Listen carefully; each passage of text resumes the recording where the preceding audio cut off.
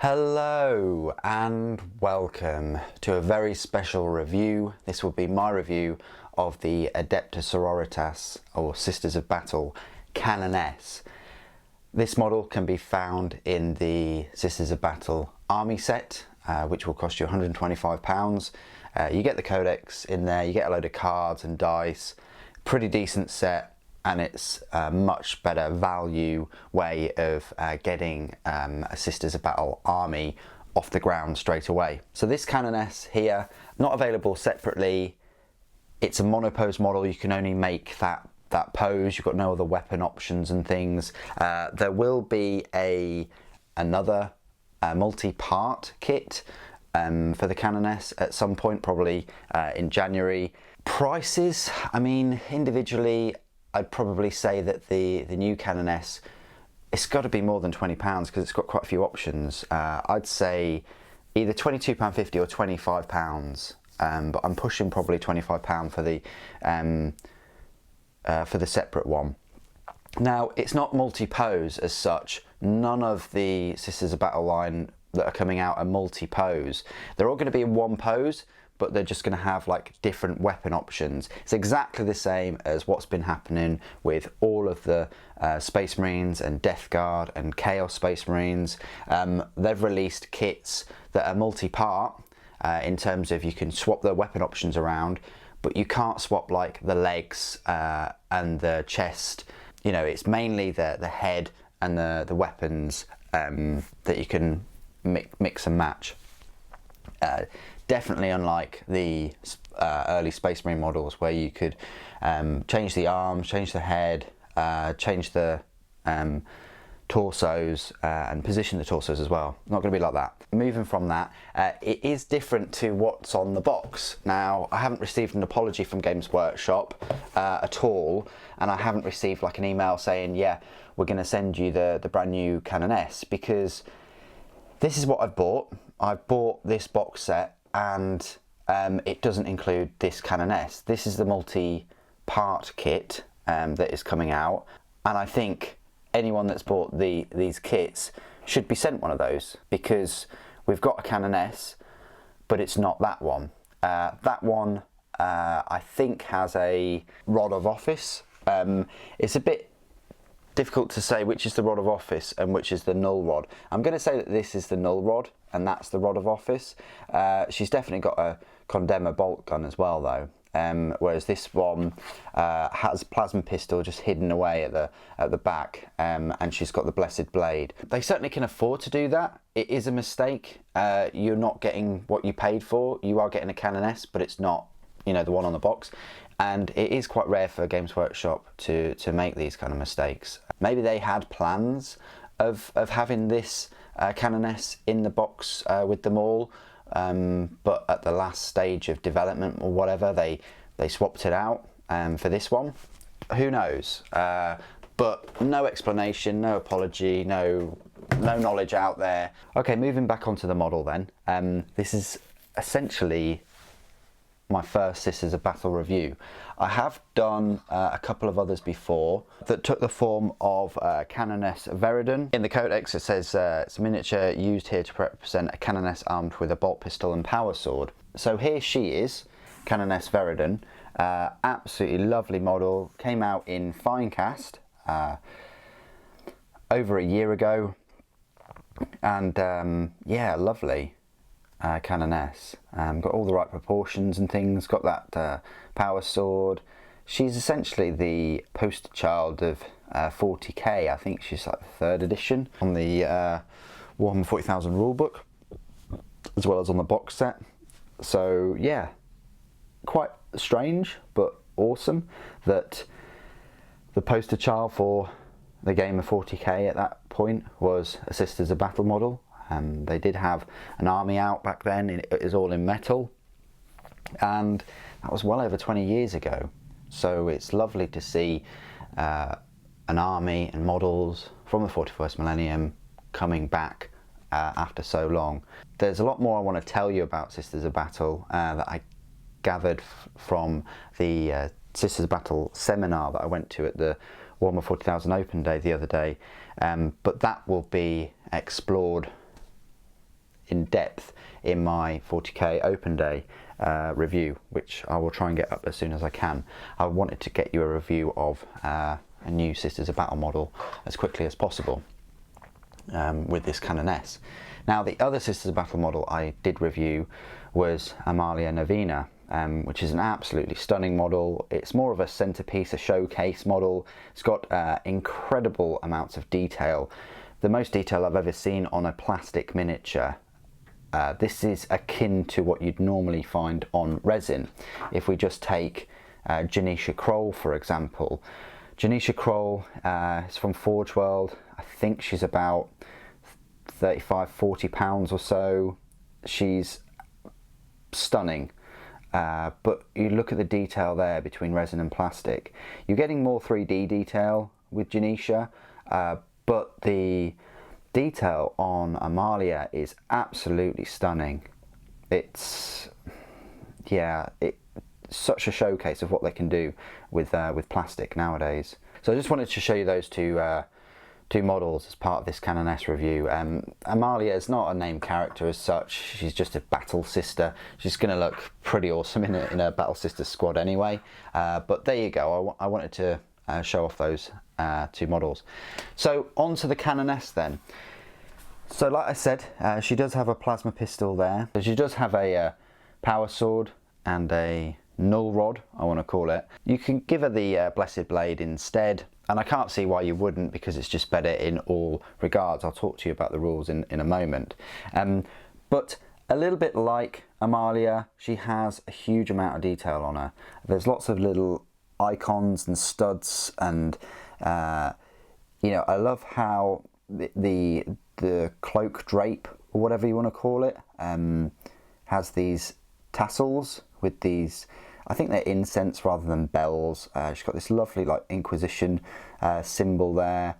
You can see her body glove, or you know, part of the power armor just underneath there, hugging her figure. She has got like a bionic leg from the knee down, with like a piston. That's quite interesting as well, and it really acknowledges the fact that a lot of these sisters are wounded in battle, and through faith and miracles they're healed very quickly, and they go back with righteous fury. Lots of details here with these emblems, and a little bit of a extra detail there on the top. And yeah, this Null Rod is resting just near one of these grenades. She does have frag and crack grenades.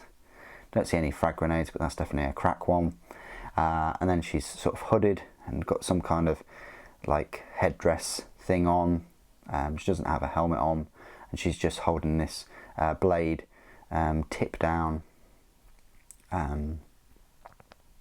Lovely model. Is it as nice as the other Canoness?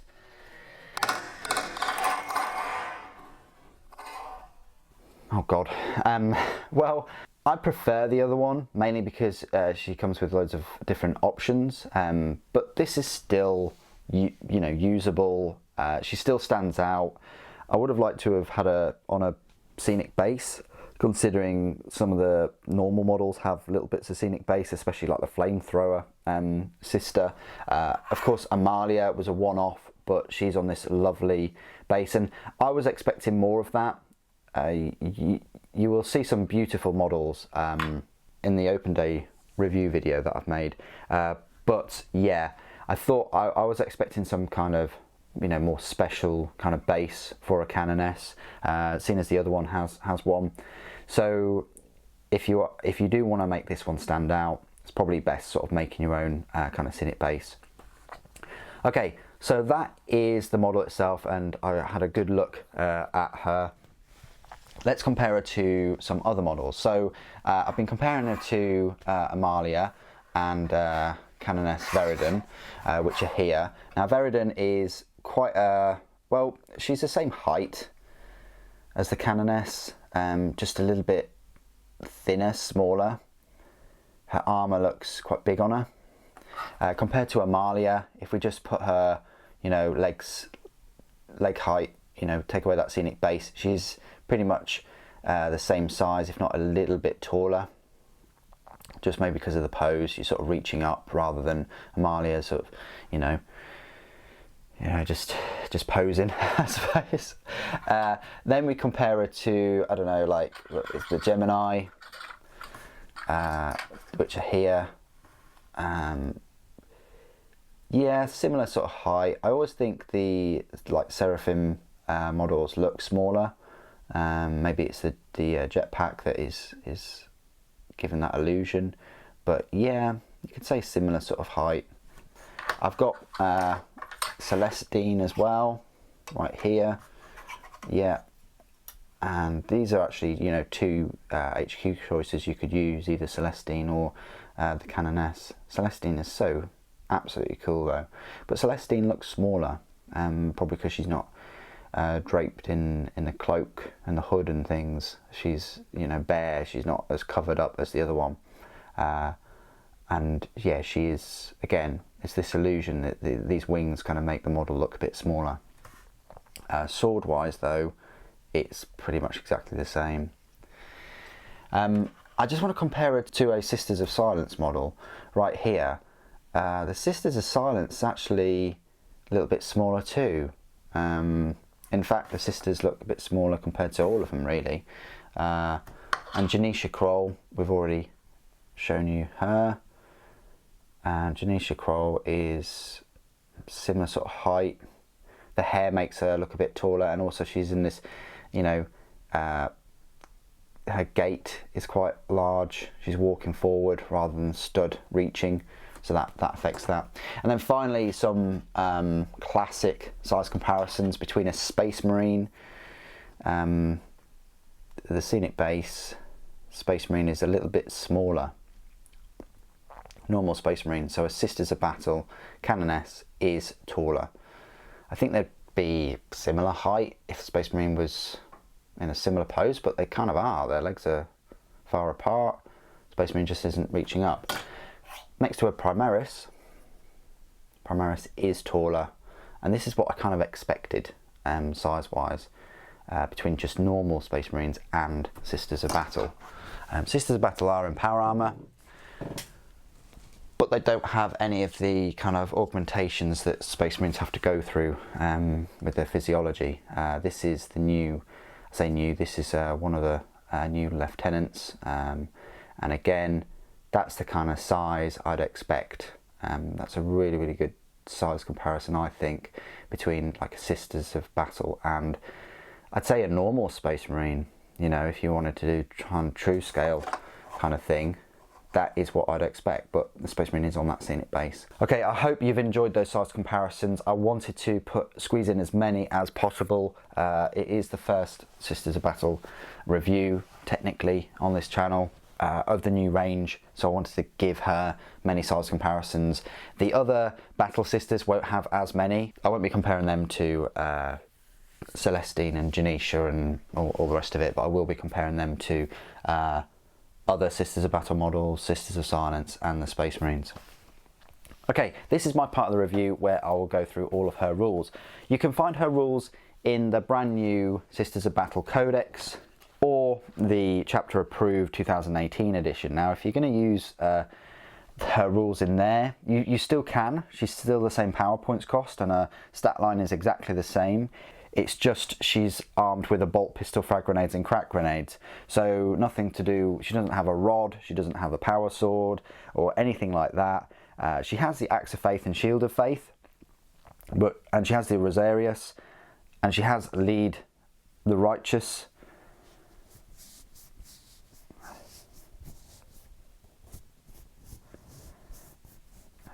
Which works a little bit differently. In the Codex, it's reroll hit rolls of 1 for attacks made by models in friendly order units whilst within 6 inches. In the chapter approved, it's reroll hit rolls of 1. So 1 is for attacks, 1 is hit rolls only. So they work a little bit differently, and also the Canoness in the Codex has Sacred Rites and Brazier of Holy Fire, Rod of Office, Null Rod, and has a load more weapon options and things. So, yeah, unfortunately, if you've got the 2018 edition of the like Sisters of Battle Codex, it's a beta codex anyway, it's not going to be as thorough as the new codex, which I assume will be out in January. Okay, so speaking of her points cost, like I said, she's a power points cost of a 3, or a points cost of 45, which is pretty good. Quite cheap, doesn't break the bank. It gives you an HQ choice that isn't going to perform miracles. I shouldn't have said that, should I? Anyway, her stat line is movement of 6 inches, weapon skill, ballistic skill 2+, strength and toughness both 3, 5 wounds, 4 attacks, leadership 9, and a save of 3+. Remember, she's also got that Rosarius, which is a 4+ invulnerable. So she's a very strong HQ choice for her points cost. You know, having a weapon skill and ballistic skill 2+ is decent. Her strength and toughness are only 3, so she's a bit squishy, but she does have a lot of wounds, a lot of attacks, a high leadership, and a decent save. Yes, it would be great if she had like a 2+ save or something, but the only HQ choice that has a 2+ save is, of course, Celestine. All the rest of them have 3+. So she is a single model equipped with a bolt pistol, chainsword, frag grenades, and crack grenades. Bolt pistols are usual, so are bolt guns.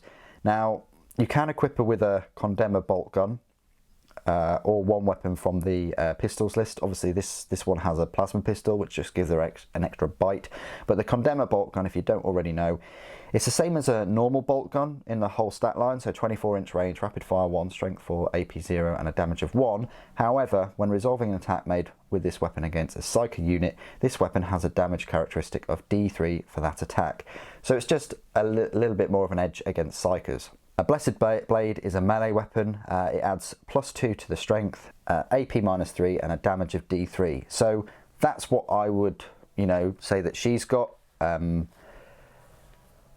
I would call it that. Compared to the Power Sword, of course, it's just way better. You're adding 2+ strength, the same AP -3, but it's also damage D3. So that bumps her strength up to 5, and she's got that damage of D3.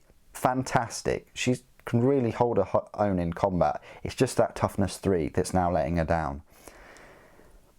Chainswords, as usual, you can make 1 additional attack with the weapon. Power swords, I've already mentioned. Frag grenades and crack grenades work as normal. Now, the way that the war gear options, I think, is a bit confusing, and they started confusing me, well, a long time ago. They've started doing this recently with the Space Marine Codex. But the war gear options, this is the way it's worded. The model can be equipped with 1 bolt gun and 1 power sword instead of 1 bolt pistol and 1 chainsword. Okay, that's quite straightforward. Then it gets a bit more complicated. If this model is equipped with 1 bolt gun and 1 power sword, it additionally has a rod of office. So if you're, this is it. So if you're swapping the bolt pistol and chainsword, you get a bolt gun and power sword, and then you also get the rod of office. This model can be equipped with one of the following instead of a bolt pistol, Condemner bolt gun, 1 weapon from the pistols list. So you then have to go backwards and go, well, it technically had a bolt pistol and chainsword, so now mine has, I've basically got a plasma pistol and a chainsword. Then it says this model can be equipped with one of the following instead of 1 chainsword, 1 power sword, 1 blessed blade. Okay, I get that. So I've swapped my chainsword with a blessed blade. If this model is equipped with 1 chainsword, it can have a brazier of holy fire or null rod. So that's where I get confused, because technically she doesn't have a chainsword anymore because I've given her a blessed blade. But then it says if you've got 1 chainsword, you can have a brazier, holy fire, or null rod. So she swapped the bolt pistol for the plasma pistol. She swapped the chainsword for a blessed blade. But where does the null rod come in? Because technically she now doesn't have a chainsword anymore. It just doesn't make sense in my head. Because what does she now have? Because she swapped the pistol. She swapped 1 chainsword for 1 blessed blade or power sword, which she has, and then she's also got this other thing, which it says if she's equipped with a chainsword, it can have a brazier, holy fire, or null rod. It makes it very confusing by having it in that kind of order. I think in brackets after one chainsword it should say in brackets, or if swapped for a power sword or blessed blade, it can have a brazier of holy. That would make more sense, so that she's got the sword, a brazier of holy fire, or a null rod.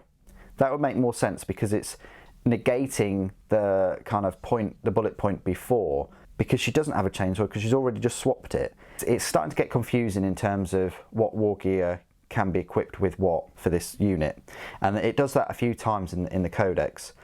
It shouldn't be this complicated. Abilities: Axe of Faith, Sacred Rites, and Shield of Faith. These are explained in the codex. Shield of Faith is a little bit pointless in my opinion, because Shield of Faith gives a 6+ invulnerable save. However, she's equipped with a Rosaria, so it's a little bit redundant. However, Shield of Faith also gives the unit an attempt to resist 1 psychic power in your opponent's psychic phase, in the same manner as a Psyker, by taking a Deny the Witch test. If the model is within 24 inches of the enemy model, manifesting the power. When taking the Deny the Witch test, you roll 1d6 instead of 2d6. The psychic power is resisted if the roll is greater than the result of the psychic test manifested the power. So that's helpful, you know, it can resist a psychic power with a Shield of Faith. Axe of Faith mean you get 1 miracle dice at the beginning of each battle round, and you gain 1 at the end of the phase if 1 or more of the following conditions are met, or more times during that phase. You've got Vengeance, Sacrifice, Purity, Valour, and then performing an act of faith. I think it's worth me going through the abilities Axe of Faith in a separate video, just going through these abilities for the army, and specifically for Sacred Rites as well. You can get these Sacred Rites that get active with a d6. You've got Hand of the Emperor, Spirit of the Martyr, Aegis of the Emperor, Divine Guidance, the Passion, and Light of the Emperor. Some very decent effects there, and she has them. Well, a lot of the units have them in this army. Yes, she's got the Rosaria, so a 4+ invulnerable save. She can have this Brazier of Holy Fire. I'm really tempted to equip my next Canoness with this. Whilst any models from your army that have Braziers of Holy Fire are within 6 inches of any demon unit, subtract 1 from the leadership characteristic of each of those enemy units. In addition, if this model has a Brazier of Holy Fire, then once per battle, when this model fires Overwatch or is chosen to shoot with, it can unleash the Brazier's Holy Flames. When it does, select 1 enemy unit within 12 inches of this model. If firing Overwatch, you must select the unit that has declared a charge against this model and roll 1d6. On a 2+, that enemy unit suffers d3 mortal wounds. If that enemy unit is a demon, it suffers d6 mortal wounds. That's fantastic. If you're going against demon, it's specifically if you're going against demons though, you get 2+ d3 mortal wounds. Yeah, use these sisters with Grey Knights, definitely. Lead the Righteous. Reroll hit rolls for 1 for attacks made by models in friendly order units whilst their unit is within 6 inches of this model. And then Rod of Office. If this model has a Rod of Office, add 3 inches to the range of its Lead the Righteous ability. And then Null Rod. If this model has a Null Rod, then it cannot be targeted or affected by psychic powers. In addition, whilst any models from your army that have Null Rods are within 18 inches of any enemy Psyker model, subtract 1 from Psychic test and deny the Witch test taken for those enemy models. Pretty good. So the Null Rod will work in conjunction of the Shield of Faith. You get to subtract 1 from Psychic tests and deny the Witch tests. So that will help, especially if you're going to only use the 1d6. Keywords: Imperium, Adeptus Ministorum, Adeptus Sororitas, Character, Infantry, and Canoness. So there you go, that is my review. I know it's a long one. I wanted it to be a long one today because I wanted to give you as much information as possible in this review video about the first HQ choice in the Sisters of Battle Codex. I think it's a very strong choice. You've got the Axe of Faith, you've got the Sacred Rites, you've got the invulnerable save, you've got a good normal save. She's just a bit squishy with the toughness 3. She's got a good amount of wounds, good number of attacks, decent weapons come ballistic skill. You know, you have her with that Blessed Blade as well, and she's bumping her strength up to 5 with the AP -3 and a damage of D3. She's a very strong character for your power points cost. For that 3 power points, it's just fantastic. She's really going to buff all your units as well. She kind of reminds me of like a Space Marine captain slash psyker slash chaplain. She's kind of like all of those things in one, and like a perfect little package, I want to call her. Very strong HQ in my opinion, and she has to be, because she's going against all of the named characters. There's no other kind of non-named character as an HQ choice, as a viable HQ choice, I want to say, other than a missionary. I would have thought there'd be, you know, a couple of others. Maybe there will be in the future, but yes, at present you've either got, for your standard ones, Canoness or missionary. And while missionaries are fun, going around with shotguns or auto guns, and while they still have the invulnerable save, these Canonesses are just, you know, far superior, I would say. Anyway, what do you guys think of the model and Canonesses in general? Please do put all your comments and things down below. It'd be great to hear from you. Thank you ever so much for joining me today. Thank you for watching. Purge the Heretic.